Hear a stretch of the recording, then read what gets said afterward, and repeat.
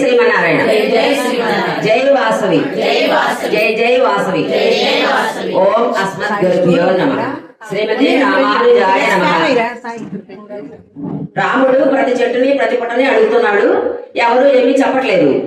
చెప్పకపోతే లక్ష్మణ సీతమ్మ లేకుండా నేను బతకలేదు, అమ్మవారు ఏమన్నా పరాశకాలు ఆడుతుందేమో ఎక్కడ దాపుకొని పక్కబట్టి ఇక పరాశకాలు చాలు నా గొంతు ఎండిపోతుంది బయటకు రావమ్మా అని చెప్పి అంటారు. ఎంతకీ కనపడలేదు. అనుకుంటే లక్ష్మణ మీ వదిలికి తామరపూలు అంటే ఇష్టం కదా, చెరువులో తామరపూల కోసానికి వెళ్ళిందేమో, లేదా గోదావరి అంటే ఇష్టం కదా, గోదావరి నది దగ్గరికి వెళ్ళిందేమో ఒకసారి చూసిన లక్ష్మణ అంటాడు. లక్ష్మణుడు వెళ్ళి చూసొచ్చాడు, ఎక్కడ కనపడలేదు. కనపడిపోతే ఇక సీత లేకపోతే నేను బ్రతకలేను, నేను చచ్చిపోతాను, స్వర్గంలో నాన్నగారు ఉంటారు, ఆ నాన్నగారు అడుగుతారు, నా మాట నువ్వు తీర్చలేదు కదా, 14 సంవత్సరాలు పూర్తి కావాలనే నువ్వు వచ్చేసావు, నా నా మాట పోయింది కదా అని చెప్పని చీ అంటారు నాన్నగారు. ఒక అయోధ్యకు వెళ్ళలేదు, నేను అయోధ్యకు వెళ్తే అమ్మ నన్ను అడుగుద్ది మా గోడలేదు అని నేనేం చెప్పాలి? అయోధ్య వాసులందరూ కూడా ఏంటి భార్యని అడవులు పాలు చేసి వచ్చాడు, ఆ రాక్షసులు పాలు చేశాడు, అంత అసమర్థుడు, కాపాడుకోలేకపోయాడు అని అంటారు. అందుకని నేను రాలేను లక్ష్మణ, నువ్వు వెళ్ళి భరతుని రాజ్యపాలన చేసుకోమని చెప్పి నువ్వు రాజ్యానికి వెళ్ళిపో అని చెప్పాడు. లేదనయ్యా నువ్వు అంత దుఃఖపడద్దు, వదిన ఎక్కడికి పోదు కనపడుద్ది, మళ్ళీ నువ్వు అయోధ్య వెళ్తావు, రాజ్య పరిపాలన చేస్తావు, నువ్వు ఇలా దుఃఖించొద్దు అని చెప్పని నా తమ్ముడు ఓదార్స్తాడు. ఓదార్చిన తర్వాత అక్కడ ప్రసవణగిరి పర్వతం ఉంటది, ఆ పర్వతాన్ని అడుగుతాడు రాముడు సూర్యుడిని, సూర్య భగవాన్ నువ్వు లోకమంతా చూస్తూ ఉంటావు కదా, ప్రత్యక్ష సాక్షులు నువ్వే కదా, సీతమ్మని ఎవరు తీసుకెళ్లారో చెప్పవా అని అడుగుతాడు. ఆయన ఏం మాట్లాడలేదు. గాలిదేవుడు అడుగుతాడు, గాలిదేవ నువ్వు అంతా తిరుగుతూ ఉంటావు కదా, మొత్తం వ్యాపిస్తూ ఉంటావు కదా, నా సీతను ఎక్కడ చూసావా, సీతను ఎవరికి తీసుకెళ్లారో చెప్పవా అని అడుగుతాడు. ఆ గాలిదేవుడు మాట్లాడలేదు. ఇక రాముడికి చాలా కోపం వచ్చేసింది. కోపం వచ్చేసి ధనుర్బాణాలు తీసి ఈ రాక్షస లోకాన్ని, దేవలోకాన్ని, అన్ని లోకాలని కూడా పాడు చేసేస్తాను, ఈ పర్వతాన్ని నదిని అన్నింటినీ పాడు చేస్తానని చెప్పి కోపంతో ధనుర్బాణాలు చేస్తాడు. అప్పుడు లక్ష్మణుడు బదిలాడి కాళ్ళు పట్టుకుని, అన్నయ్య శాంతించు, మామూలు మానవుడిలాగా నువ్వు దుఃఖించవద్దు, ఎవరికి కష్టాలు రాకుండా ఉంటాయి, దేవతలే కష్టాలు రావట్లేదా, వాళ్ళకే కష్టాలు వస్తే విష్ణువే ప్రార్థిస్తారు కదా, అప్పుడు విష్ణువే కదా వాళ్ళ కష్టాలు తొలగించేది. మరి సూర్యుడికి గ్రహణం పట్టట్లేదా, చంద్రుడికి గ్రహణం పట్టట్లేదా, అక్కడ దాకా ఎందుకు, మన గురువు గారు వశిష్ఠుల వారు ఉన్నారు, వశిష్ఠుల వారికి 100 మంది కొడుకులు, 100 మంది కొడుకులు ఒకే రోజు మరణించారు, ఆయనకి ఎంత కష్టం వచ్చింది, ఎవరికైనా కష్టాలు వస్తాయి అన్నయ్య, కష్టం వచ్చినప్పుడే మనం ధైర్యంగా ఉండాలి, తిరగాలి, అవన్నీ కనపడుద్ది, మనం మొత్తం ప్రతి గుహలు, కొండలు, కోనలు, నదులు అన్ని గాలిద్దాము, ఉదయం మనకి దొరుకుతుంది, నువ్వేం బాధపడద్దు అని చెప్పి వాళ్ళ కాళ్ళు పడుతుంది బతిలాడి అంత కోపాన్ని ఆపు చేస్తాడు లక్ష్మణుడు. ఆపు చేసిన తర్వాత అక్కడ పక్కనే ఒక దెబ్బ మీద కొన్ని పక్షులు కూర్చొని ఉంటాయి.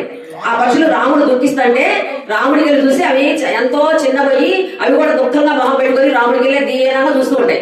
చూస్తూ ఉంటే మా సీతను ఎవరు తీసుకెళ్లారో మీరన్నా చెప్పరా అని చెప్పి అడుగుతాడు రాముడు. అంటంతో రాముడు ఆ పక్షులు దక్షిణ వైపు వెళ్ళిపోయి, అప్పుడు లక్ష్మణుడు అంటాడు, అన్నయ్య నీ మాట విని అవి దక్షిణ వైపు వెళ్ళి అంటే దక్షిణ వైపు తీసుకెళ్లారు, దక్షిణ వైపు ఎరగమని అర్థం అని చెప్పని దక్షిణ వైపు బయలుదేరతారు వీళ్ళు సీతమ్మ కోసం ఎక్కడానికి. అట్లా కొంతవరకు వెళ్ళేసరికి అమ్మ తనలో పూలన్నీ దండ ఊడిపోయి దారి పూలు పడ్డాయి చెప్పుకున్నాం కదా మనం, ఆ పూలన్నీ కనపడే ఇట్లా కనపడడంతో అప్పుడు రాముడు చూసి ఈ పూలు సీత తల్లోవే, నేనే తీసుకొచ్చాను, అమ్మ తల్లలో తొలుపుకున్నది ఇటే వెళ్ళినట్టు లెక్క, గాలిదోడు కూడా నా మీద దయతోటి పూలని నెట్టేయకుండా ఇక్కడే వచ్చాడు, సూర్య భగవానుడు కూడా నా మీద దయతోటి ఎండిపోకుండా పూలు పచ్చగా వచ్చాడు వాళ్ళకి అని చెప్పని అంటాడు రాముడు అని అలా ముందుకెళ్తారు. అలా ముందుకెళ్తే అక్కడంతా నెత్తులు చుక్కలు కనపడతాయి. అక్కడంతా రథం ఎగిరిపోయి రథము, ఆ రథాన్ని కట్టి గుర్రాలు, చచ్చిపోయిన గుర్రాలు, చామర వీసే వాళ్ళు చామర చేతులు చచ్చిపోయి ఉంటారు, రథసారథి చచ్చిపోయి ఉంటాడు.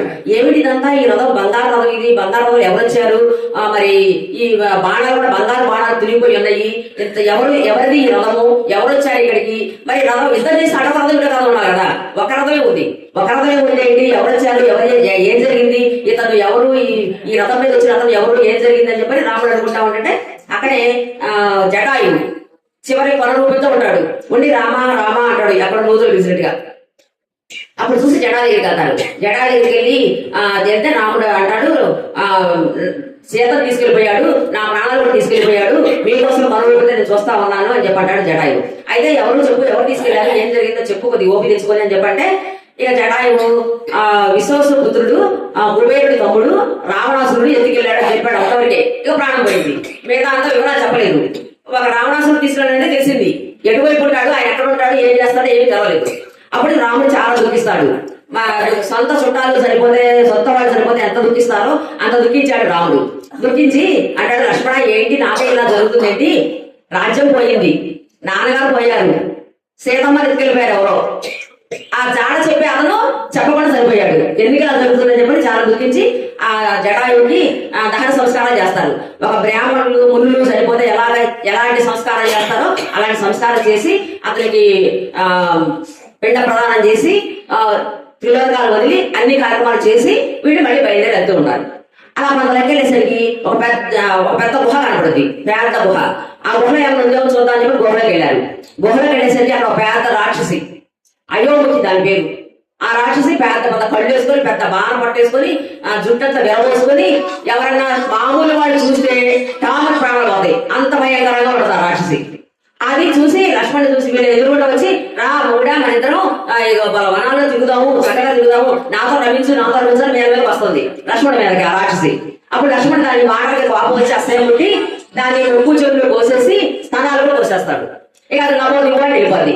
మళ్ళీ ముందుకు వెళ్ళిపోతా నడుస్తారు. ఇంకా నడుస్తుంటే కొంతసేపు నడిచేసరికి అక్కడ ఒక పెద్ద రాక్షసి, పెద్ద కొండంత ఉంటది, 1 కిలోమీటర్ దూరానికి కనపడుతుంది ఆ రాక్షసి. అది పెద్ద కొండంత ఉంది, నల్లగా ఉంది. దానికి కాళ్ళు లేవు, తలకాయ లేదు, పొట్టలోనే మూతుంది. ఈ మొండానికి కళ్ళు ఉంటాయి. ఒక కన్నేమో నిప్పుల్లా చెరుగుతూ ఉంటుంది, ఒక కన్నేమో ఎంతో యోజన ద్వారా కనపడుతుంది దానికి చూపు. అలా ఉంటది కళ్ళు. అది ఎంతో భయంకరంగా ఉంది. అది గొంతు తెలిస్తే ఉరుములు పిడుగులు పడితే ఎలాగైతే డమడమా అంటుందో అంత అలాంటి గొంతుతో ఉందని. దానికి పెద్ద చేతులు ఉంటాయి, 2 యోజనాల దూరం చేతులు ఉంటాయి దానికి. ఆ చేతులతోటి 2 యోజనాల దూరంలో ఎవరున్నా కూడా దీనికి కనపడుతుందిగా చూపు కూడా వాళ్ళని లాక్కొచ్చి ఏనుగులు కానీ గుర్రాలు కానీ సింహాలు కానీ వాళ్ళని పట్టుకొని లాక్కొచ్చేసి ఆ చేతులతోటి తినేస్తా ఉంటుంది. దాని పేరు కవంతుడు, ఆ రాక్షసి పేరు. అయితే వీళ్ళకి యోజన దూరంలోనే కనపడతా ఉంది, పెద్ద గుహల పెద్ద కొండ ఉంది కదా శరీరం కనపడతా ఉంది. వీడు చూశాడు ఆ రామలక్ష్మణ్ని, చూసేసి చెరవ చేతుతో పట్టుకొని దగ్గర లాగేసుకున్నాడు. లాగేసుకుంటుంటే దారులు లక్ష్మణ్ అంటాడు, అన్నయ్య ఈ కబదహస్తాల నుంచి మనం బయట కనపడలేదు, నువ్వు తప్పించుకుని వెళ్ళిపోయి వదిలి ఎందుకు, నేను ఎలాగో ఇది వెళ్ళిపోతానని చెప్పంటే, కాదు లక్ష్మణ ధైర్యంగా ఉండు, ఏం కాదని చెప్పి అంటాడు. తీసుకుంటాడు దగ్గరికి కబంధుడు.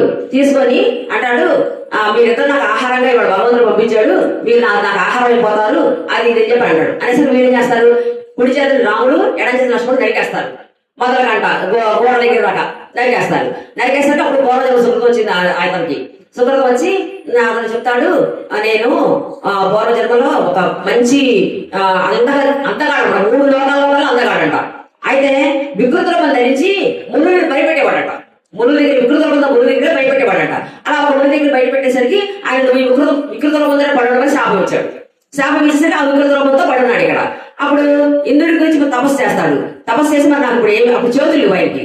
ఆ ఇంద్రుడి గురించి తపస్సు చేసి మన చేతులు లేవు, కాళ్ళు లేవు, నేను ఎట్లా బతకాలి, మరి ఆయుష్ అంతా ఎట్లా అయ్యండి, నా శాపం వచ్చి ఎప్పుడు అవుద్ది చెప్పమని చెప్పంటే, అప్పుడు ఇంద్రుడేమో నేను ఒక పెద్ద పొడవాటి చేతులు ఇస్తాను, ఆ చేతులతో నువ్వు నడవపోయినా సరే నీ చేతులు లాక్కొస్తాయి ఆహారాన్ని, నువ్వు తింటూ ఇక్కడ ఉండు, దశరథ మహారాజు పుత్రుడు రామలక్ష్మణులు వస్తారు వనానికి, ఈ అడవులకి, అప్పుడు వాళ్ళు నీ చేతులు నలుగుతారు, అప్పుడు నీకు విముక్తి కలుగుద్ది, నీ శాప విమోచన అవుద్దని చెప్తారు. అలా చెప్పారు. మీరిద్దరు రామలక్ష్మణుడు అన్నమాట. అయితే మీరు ఇక్కడికి ఎందుకు వచ్చారు, మనుషులే తిరగని జనసంచారం లేని అడవులకు మీరు ఎందుకు వచ్చారు అని అడుగుతాడు. అప్పుడు ఆయన చెబుతారు, మేము దశరథ మహారాజు పుత్రులం, ఆయన పేరు రాముడు, నా పేరు లక్ష్మణుడు, మేము మా నాన్నగారు రాజ్య ప్రకారం 14 సంవత్సరాలు అడవిలో ఉండాలని వచ్చాము, కందమూలాలు తింటూ ఉన్న మమ్మల్ని మా వదిన గారిని ఎవరో ఎత్తుకుపోయారు, మేమిద్దరు లేని సమయంలో వచ్చి ఎత్తుకుపోయారు. అయితే రావణాసురుడు తీసుకుపోయాడని ఒక మాట చెప్పి జటాయు చచ్చిపోయాడు. ఆ రావణాసురుడు ఎవరు, ఎక్కడ ఉంటాడు, ఏ ప్రాంతంలో ఉంటాడు, ఎటు వెళ్ళాలనేది ఏమి తెలియదు, అవన్నీ నువ్వు చెప్పవలసిందే అడుగుతారు. అయితే నాకు ఈ శరీరంతో జ్ఞానం ఉండదు, ఈ శరీరం పోయి నా శరీరం నాకు వస్తేనే నాకు అప్పుడు జ్ఞానం కలుగుద్ది, అప్పుడు మీకు ఏం చేయాలని నేను చెప్తాను, కాబట్టి నన్ను మరి కట్టెలతో కాల్చేసేయండి, కాల్చేస్తే ఈ శరీరం పోద్ది, అప్పుడు నాకు జ్ఞానం వస్తే అప్పుడు నేను చెప్తాను అంటాడు. సరే అని చెప్పని ఎదురు పొలలు అవి అన్ని తీసుకొచ్చేసి పడేసి ఆ పెద్ద శరీరాన్ని కాల్చేస్తారు. అది పెద్ద మాంసం మొత్తైపోయి అందులో ఒక దివ్యమైన పురుషుడు, ఒక మంచి 30 ఏళ్ల వయసులో ఉన్న పురుషుడు, మంచి నగలు దండలు ధరించుకొని చాలా అందంగా ఉన్న వ్యక్తి బయటకు వస్తాడు. అప్పుడే దివ్యమైన విమానం వచ్చింది అతని కోసం. ఆ విమానం ఎక్కాడు. ఎక్కువ కూర్చున్న తర్వాత వీళ్ళ చెప్తాడు, రామ ఎవరైనా సరే దుఃఖంలో ఉన్న వాళ్ళకి అర్థం అవుతుంది ఆ దుఃఖం ఎలాంటిది అనేది, వేరే వాళ్ళకి అర్థం కాదు. ఇప్పుడు నువ్వు భార్య స్వాభంతో ఉన్నావు, వాలి తమ్ముడు సుగ్రీవుడు ఉన్నాడు, ఆ సుగ్రీవుడు కూడా భార్య వియోగంతో ఉన్నాడు, వాళ్ళేమో రాజ్యం లాక్కొని శుక్రుడు భార్య లాక్కొని ఎలా కొట్టేస్తే ఋషభి పర్వతం ఉంటున్నాడు. నువ్వు అతని దగ్గరికి వెళ్ళి అతనితో స్నేహం చెయ్యి, అగ్ని సాక్షిగా స్నేహం చెయ్యి, అప్పుడు నీకు అతను సహాయం చేస్తాడు. అక్కడికి వెళ్ళని చెప్పేసి మీరు ఆజ్ఞిస్తే నేను విమానం ఎక్కుతానని చెప్పంటే సరే అంటారు. ఆయన విమానంకి వెళ్ళిపోతాడు. ఎలా వెళ్ళాలో కూడా చెప్తాడు, దారి కూడా ఋషభ పట్టణానికి ఎలా వెళ్ళాలి, పంపానది దగ్గర ఉంటుందని చెప్తాడు. చెప్పి మీరు వెళ్లే దారిలో శబరి అని ఉన్నది ఒక ఆమె ఎప్పటి నుంచో మీకోసం ఎదురు చూస్తా ఉన్నది. మరి వాళ్ళ మతంలోని వాళ్ళ శిష్యురాలమ్మా వాళ్ళ శిష్యులందరూ కూడా వెళ్ళిపోయారు, మతంలో కూడా వెళ్ళిపోయాడు కైలాసానికి. ఈమెమో నీకోసమే ఆగింది, నీకు అతిథి ఇచ్చిన రమ్మని వాళ్ళ గురువు గారు ఆజ్ఞించారు. ఆ ఆశ్రమం ఎవరికి కనపడదు, అదృశ్యంగా ఉన్నది. నువ్వు వెళ్ళి ఆమె కూడా కైవల్యం కలిగించిన తర్వాత నువ్వు ఎల్లు సుగ్రీవుడి దగ్గరికి అని చెప్పి ఈయన వెళ్ళిపోతాడు విమానంలో. వెళ్ళిపోయిన సర్లే అని చెప్పి మళ్ళీ వీళ్ళు ఆయన చెప్పిన దారి ప్రకారం నడుచుకుంటూ వచ్చారు. వస్తే అక్కడ మతంలోని ఆశ్రమం కనపడింది. ఆశ్రమంలో వెళ్ళారు. శబరి ఉన్నది అక్కడ. రాముడు చూసి గబగబా వేసి వచ్చి రామా ఎన్నాళ్ళకి వచ్చావా, నీ కోసం ఎదురు చూస్తా ఉన్నాను. 10 సంవత్సరాల క్రితం నువ్వు దండకారణ్యంలో ఉన్నావని తెలిసింది. మా గురువు గారు వెళ్ళిపోయారు, నన్ను ఇక్కడ వచ్చి నీకోసమే నేను నీకు ఆతిథ్యం ఇచ్చిన తర్వాతనే నాకు మోసం కలుగుతుందని చెప్పారు అని చెప్పని అక్కడ అడుగులు దొరికి తీయటి పళ్ళు అవి అన్ని కూడా దాసి ఉంచింది. వాళ్ళకి పెట్టుద్ది, వాళ్ళు తింటారు. తిన్న తర్వాత మరి మీ మతంలోని ఆశ్రమం చూడాలని ఉంది, నాకు అదృష్టంగా ఉంది కదా, నాకు చూడాలని ఉంది అని చెప్పంటే ఆమె తీసుకెళ్లి చూపిస్తుంది అంతా. సప్త సముద్రాలు కూడా అతను సప్త సముద్రాలు వెళ్ళలేక తన తపశక్తితోటి సముద్రాలన్నింటినీ కూడా తీసుకొచ్చాడంటే ఇక్కడికి. ఇక ఈ సప్త సముద్రాలన్నీ కూడా మా గురువు గారు తన మంత్రశక్తి తీసుకొచ్చారు. నదులన్నీ ఇక్కడ ఉన్నాయి, వీటితోటి రోజు స్నానం చేసి పూజ చేసేవాళ్ళు. ఆయన తపశక్తి వల్ల ఆ రోజు చేసిన పూలు దండలు కూడా వాడకుండా అలాగే ఉన్నాయి, నార వాడలు కూడా తడి ఎండకుండా అలాగే ఉన్నాయి అంతా చూపిస్తుంది. చూపిస్తే ఆ సప్త సముద్రాల్లో స్నానం చేసి వీళ్ళు వాళ్ళ నాన్నగారికి పిండ ప్రదానం చేసి ఆయనకి నీళ్లు వదిలి అంతా చేసిన తర్వాత ఇక అప్పుడు శబరి అంటది, నాకు అనుమతిస్తే నేను వెళ్ళిపోతాను, మీకోసం ఆగాలి ఇప్పుడు అండి. సరే అని చెప్పి అనుమతిస్తారు. అనుమతిస్తే తన మంత్రశక్తితోటి అగ్నిని పుట్టించి ఆ అగ్నిలోకి వెళ్ళిపోద్ది. అంతా మా కాలి మొత్తం అయిపోయిన తర్వాత అందులో ఒక మంచి యవ్వనంతో ఉన్న స్త్రీ, 30 సంవత్సరాల వయసులో ఉన్న స్త్రీ బయటకు వస్తుంది. ఆమె మెళ్ళ నిండా దివ్య గంధాలు పూసుకుని ఉంటది, దివ్యమైన నగలు, దివ్యమైన వస్త్రాలు, దివ్యమైనటువంటి పూలమాలలు వేసుకుని ఉంటది. అప్పుడు దివ్య విమానం వచ్చింది ఆమె కోసం. రామ మీ అనుమతిస్తే నేను ఎక్కుతానని చెప్పంటే సరే అని చెప్పంటారు. అప్పుడు శబరి కూడా ఎక్కి ఆమె వెళ్ళిపోయింది. ఆమె వెళ్ళిపోయిన తర్వాత మళ్ళీ మీరు రామలక్ష్మణుడు ఇద్దరు కూడా తను కబంధులు చెప్పిన దారి ప్రకారం నడుచుకుంటూ వెళ్తారు. పంపానది దగ్గరికి వచ్చారు. పంపానది దగ్గర పంపానది నీళ్లు చక్కగా తెల్లగా స్వచ్ఛంగా చూడగానే తాగాలనిపించేట్టు, చూడగానే స్నానం చేయాలనిపించేట్టు ఉంటాయి. అప్పుడు రాముడు అంటారు లక్ష్మణుతోటి, లక్ష్మణ మనము సప్త సముద్రాలతోటి నాన్నగారికి తర్పణాలు వదిలిపెట్టాము, పిండ ప్రదానాలు చేశాము, ఇక నుంచి మనకి అన్ని మంచి రోజులు వస్తాయి, ఇప్పుడు నుంచి అంతా మంచి జరుగుతుంది అని చెప్పాడు. ఆ పంపానది చుట్టూలా కూడా మంచి పూల చెట్లు, తోటలు, పళ్ళ చెట్లు అన్ని ఉంటాయి. అవన్నీ చూస్తూ ఉంటారు. ఈ రోజుతోటి మనకి అరణ్యకాండ సమర్పించుకోవడం అయింది. తర్వాత నుంచి రేపటి నుంచి కిష్కింద కాండ ప్రారంభం అవుతుంది. జై శ్రీమన్నారాయణ.